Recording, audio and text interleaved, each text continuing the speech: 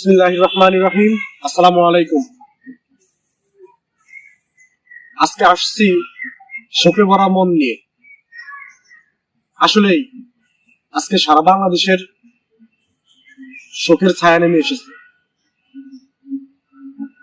আমাদের তিনবারের সাবেক প্রধানমন্ত্রী এবং বিএনপির চেয়ারপারসন বেগম খালেদা জিয়ার আজকে জানাজা নামাজ অনুষ্ঠিত হয়।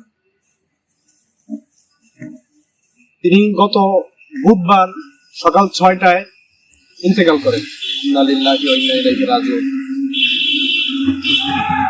আসলে বাংলাদেশে যে কতটা নোংরা রাজনীতি চলে এটা আপনাদেরকে বলার মতো ভাষা আমার নাই। আপুসহীন একজন নেত্রী যিনি আমাদের মাঝ থেকে আল্লাহর ডাকে সাড়া দিয়ে চলে গেছেন, তার এই বিদায় লগ্নেও একটি দল বা একটি গোষ্ঠী তারা অপপ্রচার করতেছেন। গতকালকে যোগসুর নির্বাচন চলছিল, আমাদের নেত্রী চলে যাওয়াতে নির্বাচনটি স্থগিত করা হয়েছে। জামাত ইসলামের কিছু কিছু নেতাকর্মী তারা বলতেছেন এটা নাকি তারেক রহমানের প্ল্যান। ভাই, আপনি কি করবেন আপনার মাকে নিয়ে এরকম রাজনীতি? আপনি কি করবেন আপনার বাবাকে নিয়ে এরকম রাজনীতি?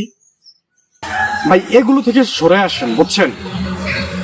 এভাবে আসলে রাজনীতি করা হয় না। এই নোংরা রাজনীতি, কালো রাজনীতি, এগুলো থেকে বের হয়ে আসেন। যোগসুতে কে জিতবে, কোন প্যানেল জিতবে, এটা ডিসাইড করবে শিক্ষার্থীরা, ওইখানকার ভোটাররা। কারোর লাশ নিয়ে বিএনপি রাজনীতি করে না। আপনি এই কথা বলার আগে আপনি তারেক রহমানের জায়গায় বসা উচিত ছিল, আর বেগম খালেদা জিয়ার জায়গায় আপনার মাকে রাখা উচিত ছিল। আসলে আপনি যা করছেন, আপনাকে মানুষ বলে মানতে আমাদের খুবই কষ্ট হচ্ছে। আপনি তো মানুষের কাতারেই পড়েন না।